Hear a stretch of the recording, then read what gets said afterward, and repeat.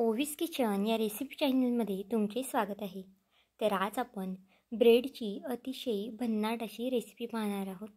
दिसायला म्हणाल तर अगदी छान दिसते आणि खायला म्हणाल तर अगदी अप्रतिमच लागते आणि झटपट बनणारी आहे, त्यामुळे नक्कीच एकदा ट्राय करून पहा। तर चला थोडाही वेळ न घालवता लगेच आपल्या व्हिडिओला सुरुवात करूया।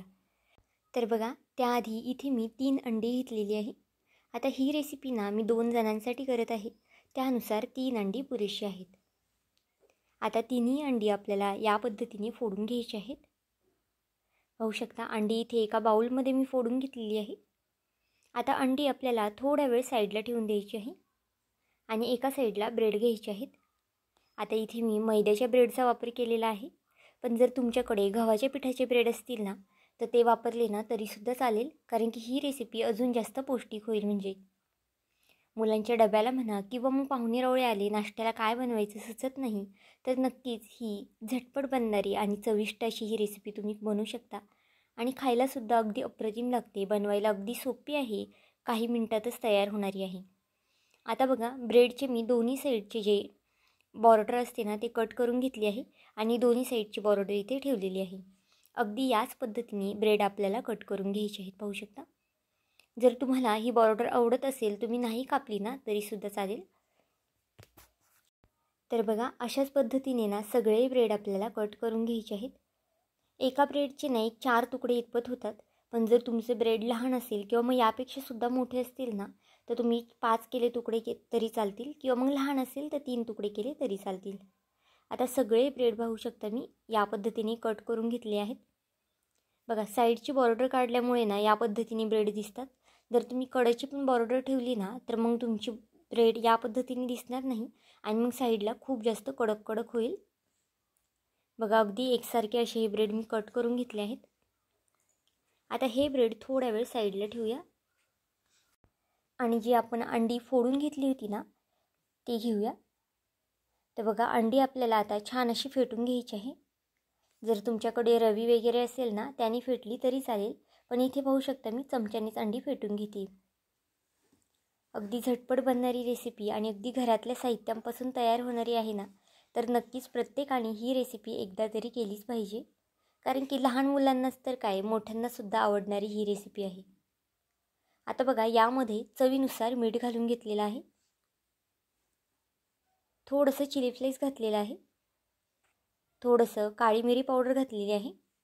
जर तुमच्याकडे काळी मिरी पावडर नसेल, काळी मिरी अख्खी असेल तर तुम्ही मिक्सरला किंवा मग कुटून घातली तरी चालेल आणि चिली फ्लेक्सच्या ऐवजी तुम्ही हिरवी मिरची कट करून घातली ना तरी चालेल।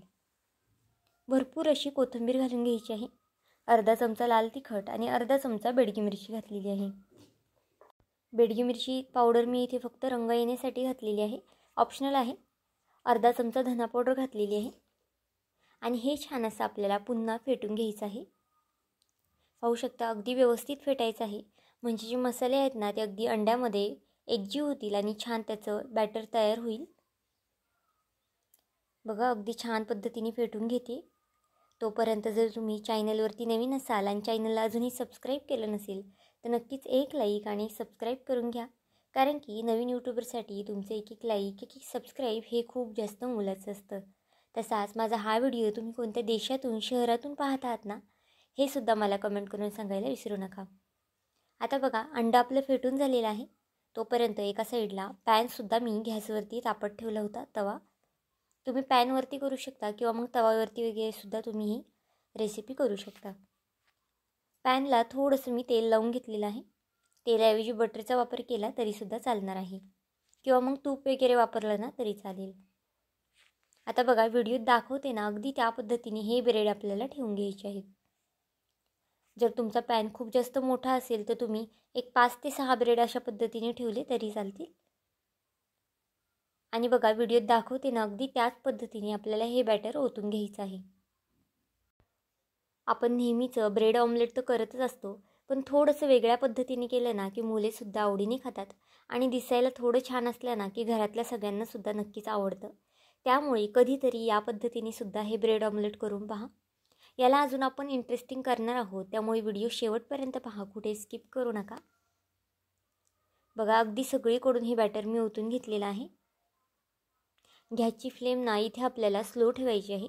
जर तुम्ही फास्ट गॅस केला ना तर अंडं खालून करपू शकतं आणि ब्रेडसुद्धा खालून करपू शकतात. त्यामुळे गॅस अगदी आपल्याला स्लो ठेवायचा आहे. आता बघा सगळीकडून आपलं अंडं टाकून झालेलं आहे आणि थोडंसं अंड्याचं बॅटर जे आहे ना ते मी ब्रेडवरती सुद्धा थोडंसं पसरून घेतलेलं आहे, म्हणजे दिसायला सुद्धा अगदी ते छान दिसतं. आता बघा जे साईडला अंडं गेलेलं आहे ना ते आपल्याला या पद्धतीने व्यवस्थित करून घ्यायचं आहे कलथ्याच्या साह्याने. मुलांच्या डब्याला सुद्धा तुम्ही ही रेसिपी देऊ शकता किंवा मग सकाळच्या नाश्त्याला पोहे उपमा खाऊन सर्वांनाच कंटाळा येतो तर त्या टायमाला सुद्धा हा झटपट बनणारा पदार्थ तुम्ही करू शकता. यामध्ये तुम्ही अजून गाजर वगैरे सुद्धा किसून घालू शकता, सिमला मिरची घालू शकता किंवा मग तुम्हाला जर कांदा वगैरे आवडत असेल तर कांदासुद्धा यामध्ये कट करून घालू शकता. तुमच्या आवडीच्या ज्या काही भाज्या असतील ना त्या यामध्ये तुम्ही घालू शकता. आता बघा हे पलटी करून घेतलेलं आहे आणि दुसऱ्या साईडने आता आपल्याला थोडंसं टोमॅटो केचप लावायचं आहे. जर लहान मुलांना देत असाल तर टोमॅटो केचप नक्कीच लावा, ते अगदी आवडीने ही रेसिपी खातील. आणि जर मोठ्यांना करत असाल तर तुम्ही टोमॅटो केचप नाही लावलं ना तरी चालणार आहे. आता यावरती ना आपल्याला थोडंसं चीज किसून घ्यायचं आहे. चीजमुळे ही रेसिपी ना किंवा हा पदार्थ ना अजून जास्त खायला छान लागतो. त्यामुळे जर चीज असेल तर नक्कीच लावा.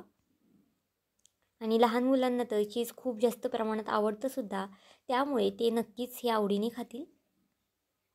बघा अगदी थोडंसं चीज किसून घेतलेलं आहे मी आणि आपल्याला हे खालच्या साईडने छान भाजून घ्यायचं आहे आणि अगदी व्हिडिओत दाखवते ना त्या पद्धतीने हे फोल्ड करून घ्यायचं आहे.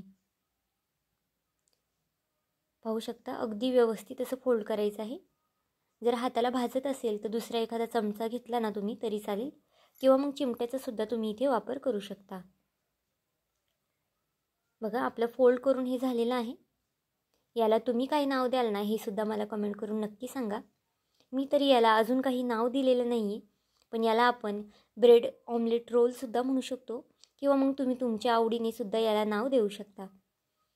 आता बघा अशाच पद्धतीने दुसरंसुद्धा आपण हे ब्रेड ऑमलेट तयार करून घेऊया. नक्कीच एकदा ही रेसिपी बनवून पहा, तुम्हाला नक्कीच आवडणार आहे. आणि ही रेसिपी ना शेवटला कशी दिसते हे सुद्धा मी तुम्हाला दाखवणार आहे. त्यामुळे व्हिडिओ कुठेही स्किप करू नका, लास्टपर्यंत व्हिडिओ नक्की पहा. बघा आतासुद्धा आपल्याला अगदी त्याच पद्धतीने हे करून घ्यायचं आहे.